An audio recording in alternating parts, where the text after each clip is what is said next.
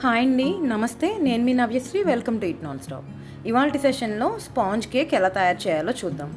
ఎంతో సాఫ్ట్గా ఫ్లఫీగా ఉండే ఈ స్పాంజ్ కేక్ని మీరు కూల్ కేక్ అయినా యూస్ చేసుకోవచ్చు, లేదా ప్లెయిన్గా కూడా తినొచ్చండి. దీని తయారీ విధానం తెలుసుకునే ముందుగా మన ఛానల్ని ఫస్ట్ టైం చూస్తున్న వాళ్ళు ఇంకెవరైనా సబ్స్క్రైబ్ చేసుకోకపోతే సబ్స్క్రైబ్ చేసుకుని కిందన్న బెల్ బటన్ని క్లిక్ చేయండి. తయారీ విధానం చూద్దాం. ముందుగా 1 కప్పు పంచదార మిక్సీ బౌల్లో వేసుకుని ఫైన్ పౌడర్గా పట్టుకుని పక్కన పెట్టుకోవాలి.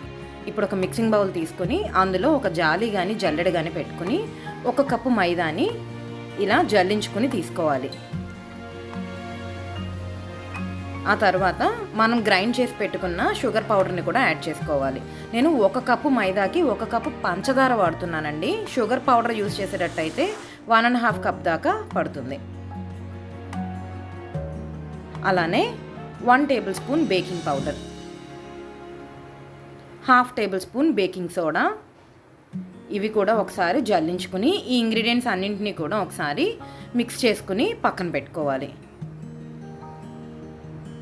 ఇప్పుడు మరొక గిన్నె తీసుకుని అందులో ఒక 2 ఎగ్స్ని క్రాక్ చేసి యాడ్ చేసుకోవాలి.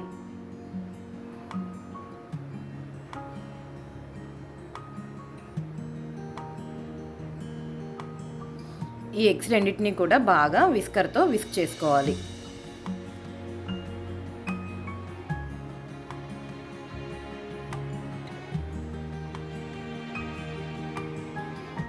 ఒక 5 మినిట్స్ వరకు ఇలా బాగా విస్క్ చేసుకున్న తర్వాత 1/2 కప్పు మిల్క్ యూజ్ చేస్తున్నానండి. ఇవి కాచి చల్లార్చుకున్న పాలు అనమాట. అలానే 1/4 కప్ ఆయిల్ తీసుకున్నానండి. అలానే 1/4 కప్ నెయ్యి తీసుకుంటున్నాను. 1 టేబుల్ స్పూన్ వెనిలా ఎసెన్స్. ఇప్పుడు ఈ ఇంగ్రీడియంట్స్ అన్నింటినీ కూడా బాగా విస్కర్తో ఒక 5 to 10 మినిట్స్ వరకు ఇలా విస్క్ చేసుకోవాలి. ఇన్ కేస్ మీరు గనక ఇష్టమైతే కంప్లీట్గా 1/2 కప్ కూడా నెయ్యి యాడ్ చేసేసుకోవచ్చండి. నేను 1/4 కప్ ఆయిల్ 1/4 కప్ నెయ్యి తీసుకున్నాను.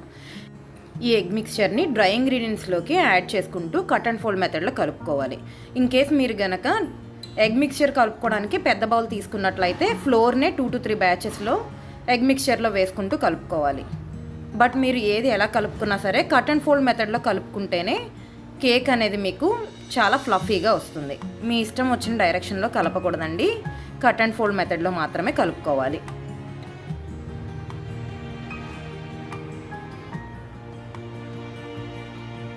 ఇలా మెల్లిమెల్లిగా ఎగ్ మిక్స్చర్ని యాడ్ చేసుకుంటూ కేక్ బ్యాటర్ని రెడీ చేసుకోవాలండి.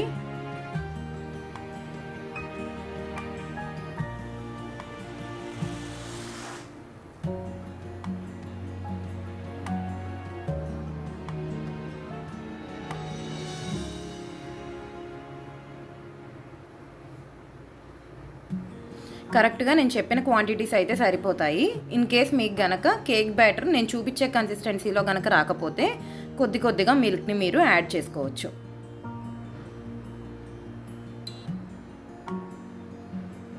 చూస్తున్నారు కదా, ఈ కన్సిస్టెన్సీ రావాలండి. ఇప్పుడు ఒక కేక్ టిన్ తీసుకుని అందులో ఒక 1 టేబుల్ స్పూన్ నెయ్యి వేసుకుని బ్రష్ చేసుకోవాలి కేక్ టిన్ మొత్తం కూడా.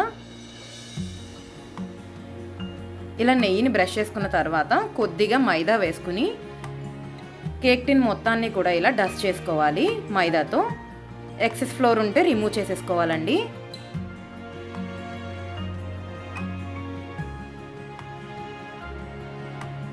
ఎక్సెస్ ఫ్లోర్ కూడా తీసేసాను నేను. ఇప్పుడు మీరు ప్రిపేర్ చేసుకున్న కేక్ బ్యాటర్ని కేక్ టిన్లోకి వేసుకోవాలి. ఒక 2 to 3 టైమ్స్ ఇట్లా ట్యాప్ చేయడం వల్ల ఎయిర్ బబుల్స్ ఏమైనా ఉంటే రిమూవ్ అయిపోతాయి. ఇప్పుడు అవన్నీ ప్రీహీట్ చేయాలి. 180 డిగ్రీ సెంటీగ్రేడ్ 10 మినిట్స్ వరకు టైం పెట్టుకుని అవన్నీ ప్రీహీట్ చేసుకోవాలి.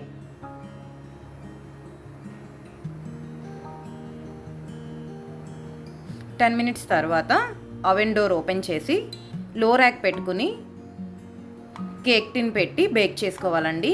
సేమ్ 180 డిగ్రీ సెంటీగ్రేడ్ దగ్గర పెట్టుకోవాలి టెంపరేచర్. అండ్ టైం మీకు 30 మినిట్స్ వరకు పడుతుందండి బేకింగ్కి. ఇన్ కేస్ మీరు గనక చెక్ చేసుకోవాలనుకుంటే 25 మినిట్స్కి ఒకసారి చెక్ చేసుకోవచ్చు. 25 to 30 మినిట్స్ అయితే కంపల్సరీ పడుతుందండి. 30 మినిట్స్ అయితే నాకు పట్టింది.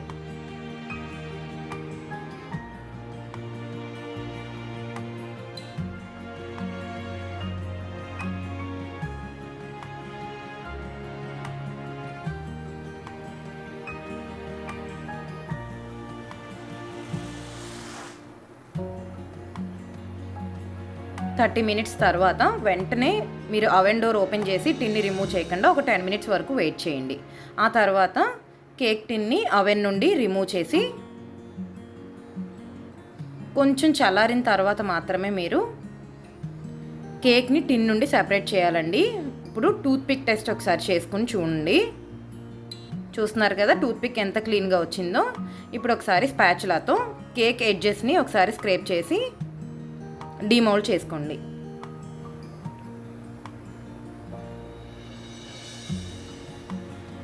కేక్ చూస్తున్నారు కదండి ఎంత బాగా వచ్చిందో. ఇది మీరు కావాలంటే ప్లెయిన్గా అయినా తినచ్చు, లేదంటే కూల్ కేక్స్కి కూడా యూస్ చేసుకోవచ్చు. చాలా చాలా ఫ్లఫీగా వచ్చింది. హోప్ మీ అందరికీ కూడా వీడియో నచ్చింది అనుకుంటున్నాను. లైక్ చేసి షేర్ చేసి కామెంట్ చేయండి. సబ్స్క్రైబ్ చేసుకోవడం మాత్రం అస్సలు మర్చిపోకండి. Thanks for watching.